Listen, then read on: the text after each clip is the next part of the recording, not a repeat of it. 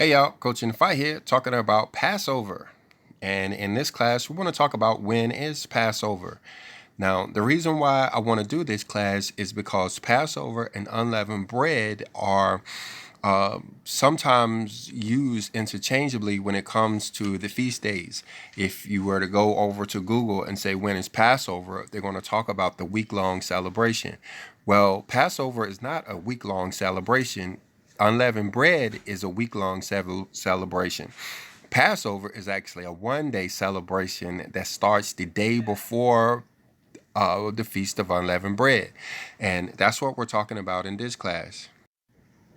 So we're looking over here in the book of Jubilees in chapter 49. It is a chapter devoted to the feast of Passover. It doesn't talk about unleavened bread whatsoever. It's all about Passover.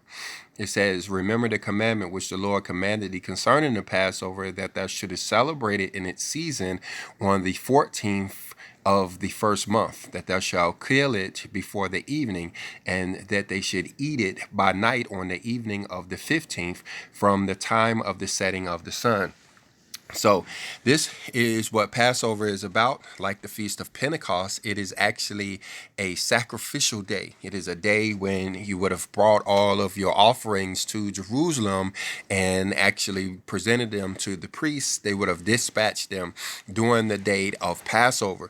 It's against the law to actually kill an animal on the Sabbath day, which would be the first day of unleavened bread, the 15th day. You can't do things like slaughtering animals or dispatching animals or even cooking anything like that. All of that had to be done on the 14th, and that's what makes the 14th important, is because of the activities that go on the 14th Passover. If you remember the story of the Messiah, he was actually killed on the Passover. He was killed on the 14th. And they were sure to take his body off the cross and move him into the tomb before the sunset, because at sunset began the Feast of Unleavened Bread. It began the high holy day, the Sabbath day, at sunset. So they had to get him on the tomb. And then you remember the story that the ladies Mary and Mary, when they came to the tomb, they had to wait till after the Sabbath day before they could come and visit the body there in the tomb. So my point is that Passover is a separate, independent holiday that starts before unleavened bread.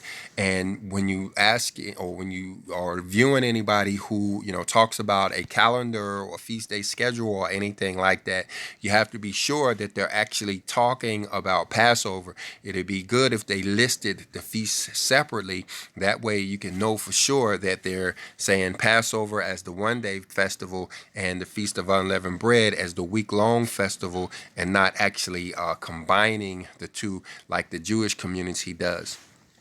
All right, so just looking a little bit closer here at how this all works here. So what you would have done, just like the Messiah and the disciples did, you would go in and you would actually kill the lamb, or if you're going to have roasted lamb, you'll kill it on the evening of the 14th. If you ever slaughtered an animal, it's a lot to do, especially when you're going to cook it whole like you have to do the lamb. So you'll actually start on the evening of the 14th. And like it says in the book of Jubilees, chapter 49, then you will actually cook it on the day of the 14th. How long did it take us to cook it last time? It took us probably about 6 or 7 hours. Yeah, it takes about 7 hours to cook a whole lamb.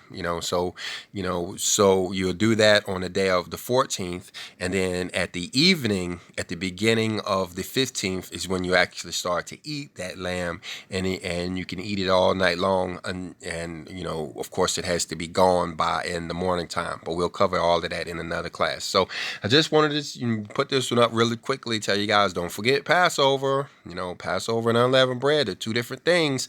So when you're looking at a feast day schedule, you should see Passover and you should see unleavened bread. If you only see Passover, if it just says Passover and it lists as a week-long feast, it means they're leaving out the true date of Passover. They're not even including it as a feast day at all. But that is a very important day. So don't miss it. And shalom.